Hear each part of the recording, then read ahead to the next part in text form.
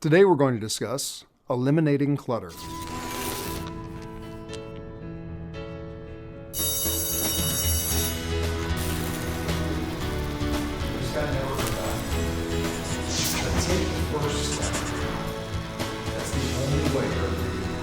One of the things you'll hear me talk about often in our Self-Awareness 101 series is that as you change, there are things that you have to leave behind. There are things that you have to let go of. Sometimes those are belief systems. Sometimes those are relationships. Sometimes it's material and physical things.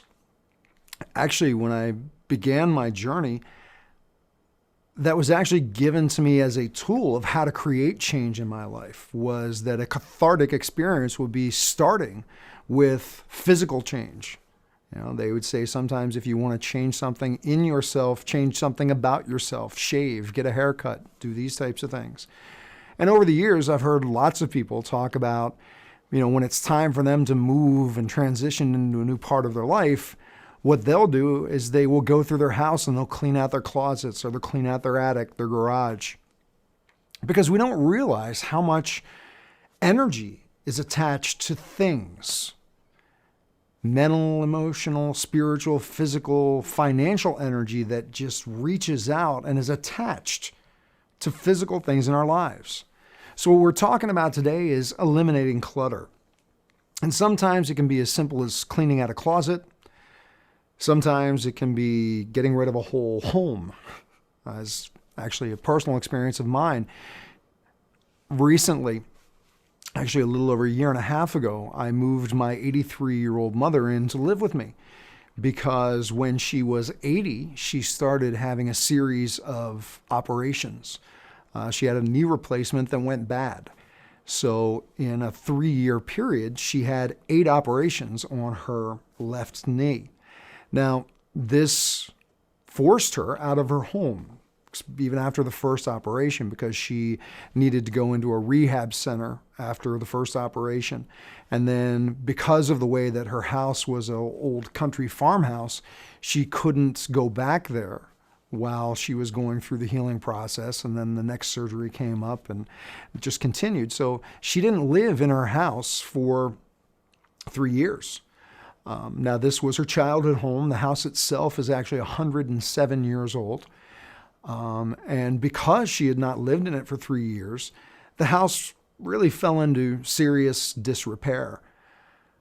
Now, when we made the decision to move her in with me, we had hoped that in time she would be able to move back to her property, but it became obvious after her first year of being here that that wasn't going to be the case. It wasn't going to happen. So we had to take a look at what we were going to do with this property. The house was 4 hours away from where we now live in New Jersey. And it was a drain in many ways. She was thinking about it every day, literally on her mind every day about, were the pipes freezing and were there animals getting into the basement and all these different things that she was concerned about. And I was financially responsible for it, making the mortgage payments and taking care of the taxes. And I would have to go back there every month just to physically check on things. And you don't think of how these things take time and energy out of your life. So we had to come to a decision at a point. The house was falling into serious disrepair because of the whole economy that's going on. The house was now worth less than what was owed on it because of that physical disrepair. And we had to, for her sake, come to a decision of, was she going to let go? Not just physically let go of that property, but mentally and emotionally, so she could embrace the rest of her life living here in New Jersey and create new friendships and find peace that this was now her home. And we couldn't do that while she still was holding on to mentally, emotionally, the old property. So we had to come to the decision to let that property go. It's a very cathartic experience. It's a very major experience because so many of us attach so much meaning to physical things. And the reality is the meaning is here. And in here, the memories are connected inside. But many people will never let go of a home or a car or a musical instrument or sometimes a relationship because of the attachment they have to the past. But you can't move into the future without eliminating clutter from your life and letting go of those things that you had so much attachment to in the past. You can't become a new you when you're still holding on to all those things.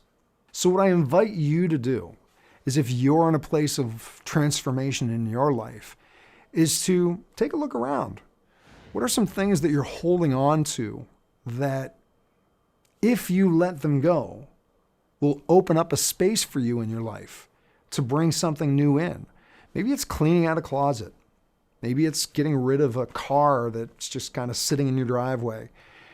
Maybe it's letting go of a relationship that doesn't serve you anymore. Eliminating clutter is about opening yourself up, letting go of the mental, emotional, spiritual, physical, and financial attachments to that clutter, and making yourself free to accept new things in your life. So I look forward to hearing how this physical experience of eliminating clutter from your life manifests itself for you in other areas. I look forward to hearing from you. I look forward to your results. Take care.